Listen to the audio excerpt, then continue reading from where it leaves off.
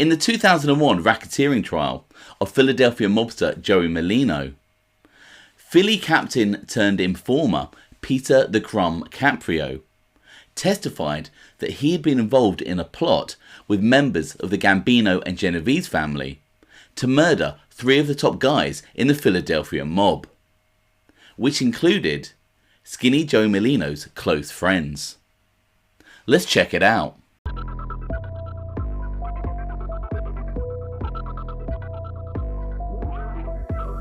Welcome to OC Shorts, bringing you detailed historical snapshots of the American Mafia and other organised crime. Feel free to subscribe if you like that sort of thing. Today, we're going to take a quick look at the failed plot by members of the Gambino and Genovese family to murder 3 of the top guys in the Philadelphia crime family. Peter the Crumb Caprio was a long-time member of the Philadelphia crime family. He had come up in the North Jersey faction of the then Bruno crime family, and in 1975 he had arranged the murder of an associate named Butchie. Caprio would later say that he had ordered another associate to carry out the murder of Butchie, and that he had instructed the gunman, shoot him again to make sure he's dead. Peter the Crumb Caprio would allegedly finally be inducted into the Philadelphia crime family in either May or June 1981. By this time, the crime family was headed by the fearsome Nicodemo Little Nicky Scarfo. The induction ceremony was held at Borgesi's, and also made that day was Fulvio Tony Capozzi. Interestingly, it was at this ceremony that Philip Crazy Phil Leonetti and Lawrence Yogi Merlino were promoted to captains.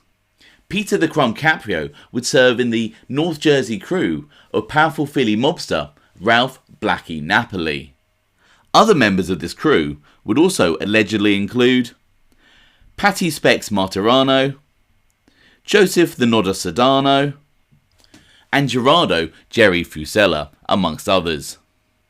After Ralph Blackie Napoli, the crew was run by Patty Specs Martirano, and then by 1996 it was headed by Joseph the Nodder Sedano. In 1996, the top 2 men in the Philadelphia crime family were Ralph Natali and Joey Merlino, although most believe that Ralph Natali was unknowingly a front for Joey Merlino, who actually held the real power.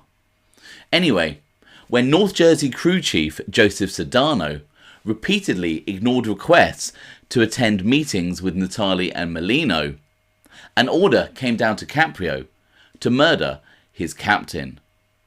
Peter Caprio recruited Philip Philly Fay Casali to be the hitter, and on the 7th of December 1996, Joseph Sedano was shot to death behind the wheel of his car whilst in the parking lot of a retirement home. Peter the Crumb was then rewarded for organising the hit by being promoted to captain of the North Jersey crew to replace the slain Sedano. Anyway, fast forward to the year 2000, and Peter the Crumb Caprio was arrested on racketeering charges in March that year. And just 3 months later, in June, Caprio agreed to cooperate with the authorities.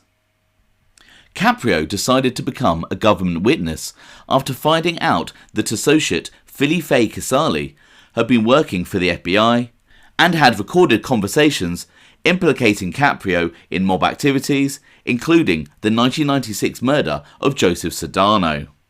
Caprio would go on to admit his involvement in 3 gangland murders, but it was his testimony in the 2001 racketeering trial of Joe Merlino that was most intriguing. On his second day of testifying, Caprio said that he had been involved in a plot with members of the Genovese and Gambino families to murder the administration of the Philadelphia family and have himself installed as boss. The plan was to have acting boss Joe Ligambi, George Borgesi and Steve Mazzone killed. Caprio testified, "We were going to whack 'em all out." Peter Caprio was allegedly working with Victor Alberti and Lawrence RIcci from the Genovese family, and Gambino captain Anthony Proto. The plot was allegedly backed by the hierarchies of both the Gambino and Genovese families, who were fed up by the turmoil and infighting that had plagued the Philadelphia crime family through the 1990s. Caprio also said that at the time, the Genovese family didn't recognise Ligambi as acting boss of the family. Interestingly though, over time, Joe Ligambi would be credited with bringing stability to Philadelphia organised crime. Anyway, North Jersey Captain Peter Caprio and his Genovese and Gambino co-conspirators Alberti, Lawrence Ricci and Anthony Proto wanted to set up a video poker machine operation in Philly, but felt that Joe Ligambi wouldn't go along with it. And so, as mentioned, the Genovese and Gambino-backed plan was to kill Joe Ligambi and install Peter Caprio as boss. For this plan to work, the conspirators felt that not only would Joe Ligambi have to be murdered, but also his nephew George Borgesi and respected mobster Stephen Handsome Stevie Mazzone. The plan was allegedly to lure Ligambi, Borgesi and Mazzone to a meeting at a warehouse in Newark. Here, the trio would be killed by Caprio and associate Raymond Frenchy Lepore. The bodies would then be buried at a construction site, allegedly in holes prepared by either Alberti or Anthony Proto. Peter Caprio would say about the planned murder of his three mob colleagues, "I had no ill will against them. This was the way the mob works. It wasn't personal." Following this, Peter Caprio was to be installed as boss, and he would move the Philadelphia crime family's headquarters to North Jersey. Associate Danny D'Ambrosia was to be inducted into the family, and then a short time later made underboss.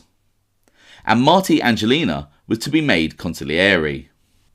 It is thought that Marty Angelina was unaware of this plot, and his proposed promotion to consigliere was to appease the remaining Merlino loyalists. Bearing in mind that Skinny Joey was in jail at the time awaiting trial. However, everything fell apart because in March 2000, Peter the Crumb Caprio was arrested before the plot could be implemented. Peter Caprio would serve as a government witness in several trials involving the likes of Merlino, Borgesi and Ligambi.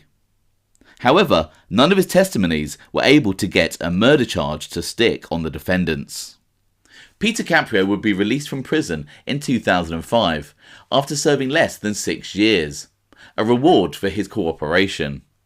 As part of his deal with the government, Caprio would have to be available for any future trials, and in 2012, at the age of 82, Peter the Crumb Caprio was brought back to testify in a racketeering trial against Joe Ligambi and several others. Caprio had last testified in a trial back in 2004. I hope you found that interesting. Thanks for watching.